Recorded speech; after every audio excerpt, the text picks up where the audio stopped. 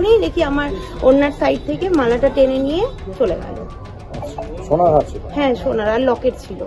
বাড়ির পাশে প্রতিবেশীর সাথে কথা বলার সময় যুবতীর গলা থেকে সোনার মালা ছিনতাই করে চম্পট দিল দুষ্কৃতী। মঙ্গলবার রাত 9টা নাগাদ ঘটনাটি ঘটেছে রায়গঞ্জ পুর এলাকার 22 নম্বর ওয়ার্ডের পশ্চিম বিননগর এলাকায়। স্থানীয় সূত্রে জানা গিয়েছে, বাজার করে বাড়ি ফেরার সময় বাড়ির পাশে প্রতিবেশী এক মহিলার সাথে কথা বলছিল এই যুবতী। সেই সময় একটি মোটর বাইকে করে দুই দুষ্কৃতী এসে পেছন থেকে তার গলায় থাকা সোনার মালা ছিনতাই করে চম্পট দেয় বলে অভিযোগ। এই ঘটনায় ব্যাপক চাঞ্চল্যের সৃষ্টি হয় এলাকা জুড়ে।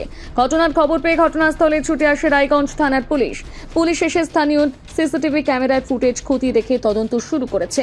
এ বিষয়ে আক্রান্ত যুবতী জানান, আমি বাবার বাড়িতে এসেছি।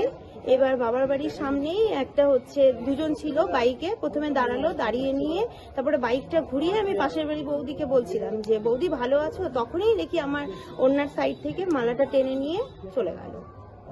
সোনার হার ছিল? হ্যাঁ, সোনার আর লকেট ছিল। কয়জন ছিল? দুজন ছিল। পরিচিত তো নাই এলাকার? না না না, আমি বলতে পারবো না, হেলমেট পরা ছিল। তখন কি মানে পাড়াতে লোকজন ছিল না? না, আরেকজন ছিল।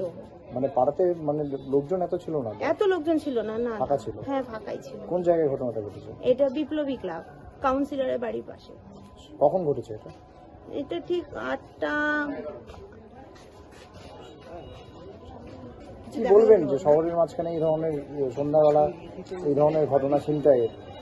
এইসব তো ঠিক না। না, কারণ তাও আবার কাউন্সিলরের বাড়ির সামনে থেকে পাড়ার মধ্যে ভেতরে এরকম করাটা তো ঠিক না।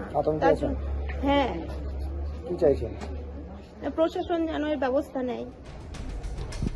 স্থানীয় পুর ওয়ার্ড কোঅর্ডিনেটর তপন দাস জানান, বিষয় হচ্ছে আমারই পাশের বাড়ি, আমার সম্পর্ক ভাস্তি হবে।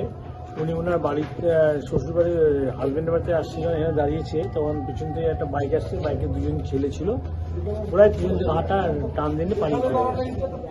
তো সিসি ক্যামেরা আসছে, ছবিটা স্পষ্ট আসছে না বলে প্রশাসন ঠিক করতে পারছে না। তো আমার মনে হয় যে প্রশাসন ওটা ধরে নিতে হবে। যুবকরা কি মানে স্থানীয় ছিল? না, স্থানীয় ছেলে সাহস পাবে না, ওরা স্থানীয় ছিল, বাইরেরই মনে হচ্ছে। বাইরেরই ছেলে মনে হয়, একদম বাইরেরই ছেলে। এটা ধরা পড়ে যাবে নিশ্চয়ই, ঠিকানা আপনি ধরা হবে। প্রশাসন যদি একটু খোঁজ করে ঠিক ধরা পড়ে যাবে। অনেক সিসি ক্যামেরা আছে রাস্তায়, যেখানে সেখানে ধরা পড়ে যাবে। উত্তর দিনাজপুর থেকে অনুপ জেসওয়ালের প্রতিবেদন, নিউজ টুডে।